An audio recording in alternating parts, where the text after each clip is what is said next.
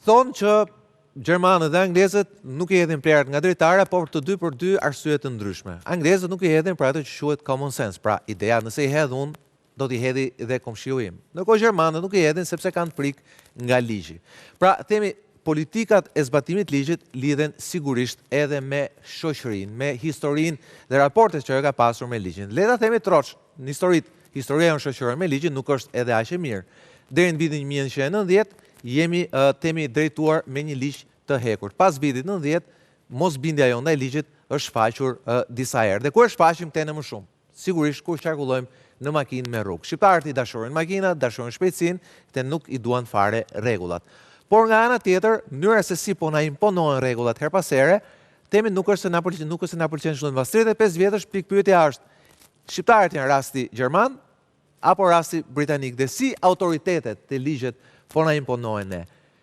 Këtë e tregon më shumë dhe më mirë se gjithçka mënyra se si po gjobiten shqiptarët sot në rrugë. Po gjobiten si europianët, edhe nëse nuk sillen si ata. Për këtë do flasim sonte. Sigla.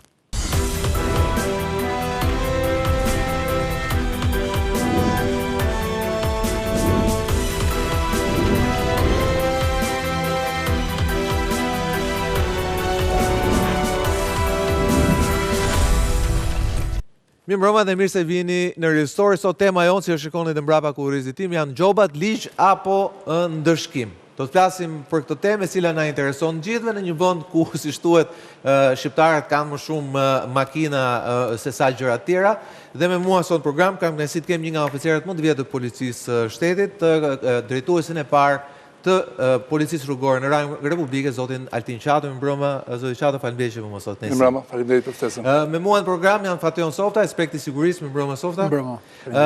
Avokati Edmond Petraj, mi mbrëma Petraj. Mi mbrëma. Dhe kolega ime, gazetarja e kronikës tu në ABC News, Bleona Sari. Mi mbrëma Bleona.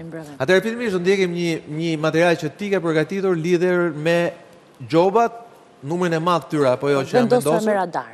Dhe sidomos për radarët, që janë masa e re, pra rreth 25 radara, po që janë që veprojnë në gjithë vendin, por si veprojnë ato? Natyra e tyre si është? Ka statik, ka edhe të lëvizshëm, por këto të fundit janë një çik më problematik, le të themi, sepse ka zona ku nuk janë të paralajmëruar qytetarët që po monitorohen.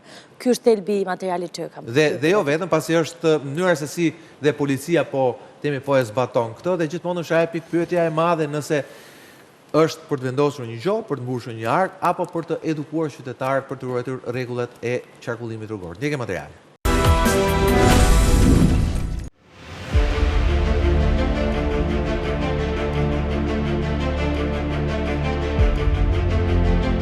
Rrugët e Shqipërisë kanë ndryshuar, shumë prej tyre ofrojnë qarkullim cilësor për shqiptarët e apasionuar pas makinave dhe shpejtësisë. Jo rrallë kjo shihet si mundësi për të ecur mbi normat ligjore. Përveç patrullave, policia rrugore ka futur për këtë në punë 20 aparate radarësh.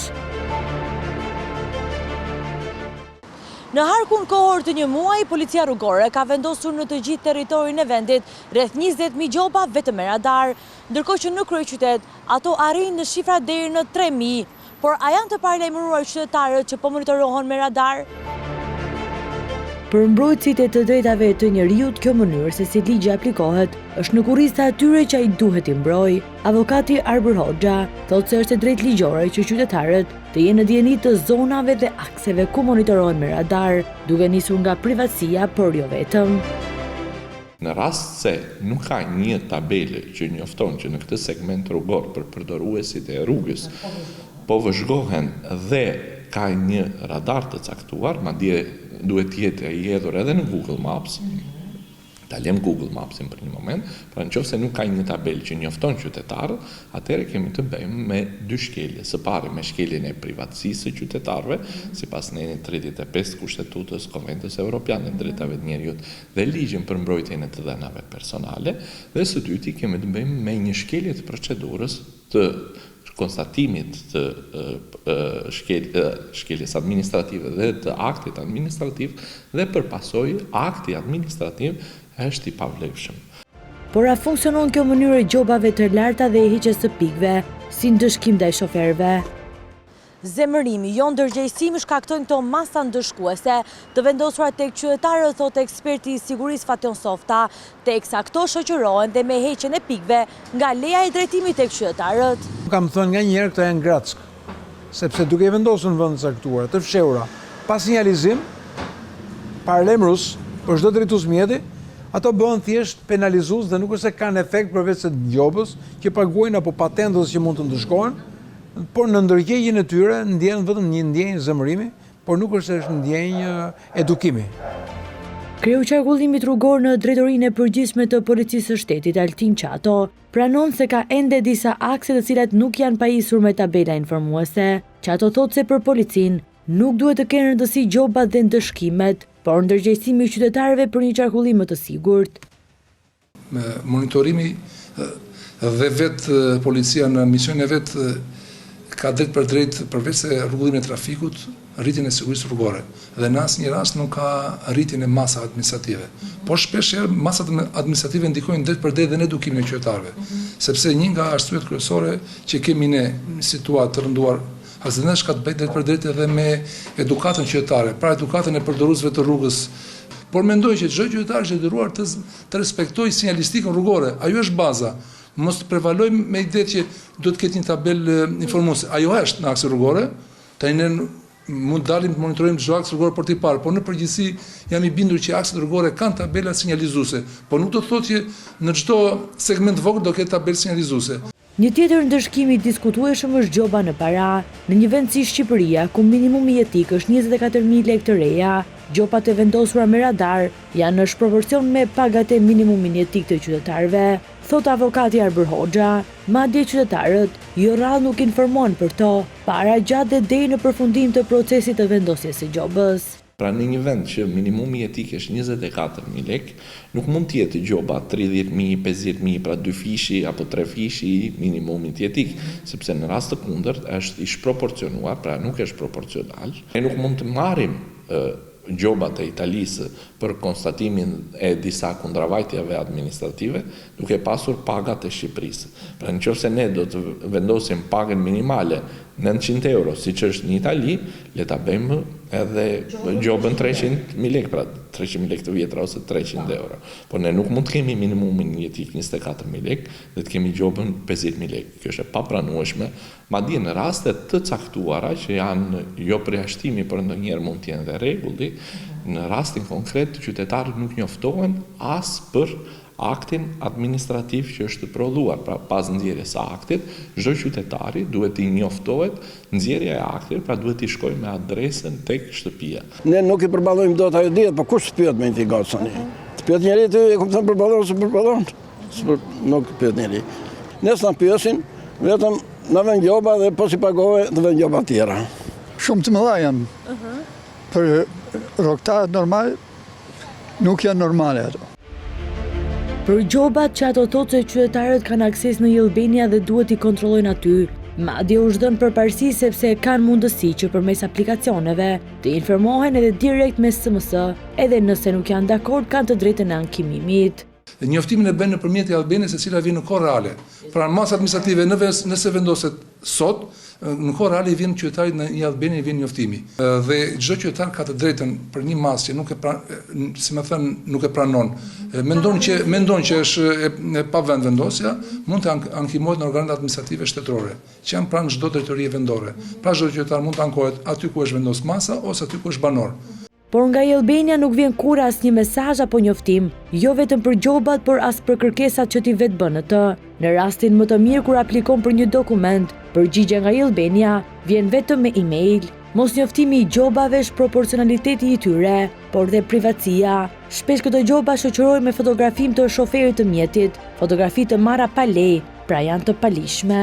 Policia rrugore, sidomos në Republikën e Shqipërisë, nëpërmjet këtyre makinave inteligjente apo dronëve të caktuar, ngrej gracat të caktuara për qytetarët e Republikës së Shqipërisë. Kodi rrugor duhet të zbatohet, ligji duhet të zbatohet, por qytetarët duhet të njoftohen sipas Kushtetutës dhe Konventës Evropiane të Drejtave të Njerëzit.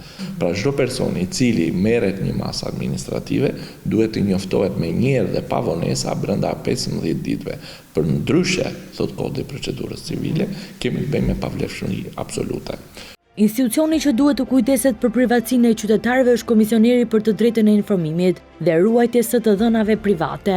Por me gjithë këmbguljen ton, Besnik Dervishi nuk pranoi të fliste dhe as t'i përgjigje pyetjeve tona. Zyra e shtypit është shprehur se nuk e shet të arsyeshme në këtë moment të jap një intervistë apo reagim duke orientuar përgjegjësinë tek institucione të tjera. Të pyetur nga ABC News, institucioni Avokatit të Popullit u shpreh se ka trajtuar disa raste ku qytetarët janë ankuar në lidhje me vendosjen e gjobave, pa qenë ata në dieni. Avokati e Popullit Erinda Ballanca tha se është sugjeruar zgjatja e afatit kohor edhe për pagesën e masave ndëshkuese, por edhe për vendosjen në dieni të qytetarëve. Teksa numri i gjobave rritet, qytetarët shprehen se nuk e din mënyrën se si të mbrohen nga vendosja e masave ndëshkuese, kryesisht nga policia rrugore. Me fjalën e ka marrë një gjobë pa e ditur fare. Si e more vesh? Kur vajte që të pagoja një gjobë tjetër që mora më mbrapa, më thamë ke dy. Një tashia dhe një që ke marrë përpara. I kanë vu dhe kështu, katë, me fil pa më dhënë edhe faturën. Ose kur ka thënë polici që ke gjobat, dy gjobës, s'kam qenë... Por qytetarët janë të qartë për arsyen përse, sipas tyre policia i gjobit ata fshirazi dhe pa u dhënë të drejtën e apelimit. Gjobët janë fatkeqësi e madhe, por këta gjobët policia del për të mbush harkën e policisë. Aty e kanë qëllimin ata, kupton. Nuk është puna, por ku e përballon populli? Ka nevojë për rishikim edhe jo. Me fjalë, mira do ishte thonë që mos jenë kaq. Se ne në Shqipëri jetojmë. Kështu që imagjino thonë, këto gjoba thonë, ke çik kujdes. Ka vend për mirësim. Drejtuesi i qarkullimit rrugor kombëtar thotë se ankesat e qytetarëve do të adresohen tek entet përkatëse. Nëse ky konstatim mundet na bëhet prezent edhe për akset veçanta, ne do komunikojmë me entet pronare përkatëse, të cilët mundet aty ku mungon, nëse ka konstatime të tilla, të vendosin një tabelë që këto akse monitorojnë. Duhet zbatohet vendimi i Këshillit të Ministrave, që në çdo vend ku mendohet vendosen qoftë mobile ose statike, do të ketë paralajmërim që është zonë e kontrolluar me radar. Një pjesë e komunave në disa vende sa herë janë keq me buxhetin, nxjerrin këto makina dhe është një mënyrë për të mbledhur gjoba. Sepse gjoba është thjesht pasuron arkën, por nuk zgjidhet problemin. Problemi mbetet, vetëm dëmtove arkën e personave, dëmtove ata njerëz të cilët janë ndëshkuar për shkak të një tejkalimi shpejtësie në një zonë caktuar ku mund të jetë shumë fragmentar dhe nuk është gjatë gjithë linjës, gjatë gjithë kohës nga tabela deri në tabelën tjetër. Këtë lloj përkushtimi që ne kemi ndaj drejtuesit të mjeteve, kur nuk është rasti përsëritur dhe kur nuk është një gjithë segment, këtë lloj ta kemi ndaj grupeve kriminale, ndaj personave të cilët po krijojnë problematika dhe po rrezikojnë jetë njerëzish, ndaj atyre që rrezikojnë demokracinë dhe ndaj probleme të tjera. Kur ti kemi sistemuar gjithë ato gjëra të tjera, patjetër të vim dhe ke ajo që të bëhemi si një Zvicër e vogël, ku do të dominojë ligji dhe jo ndëshkimi.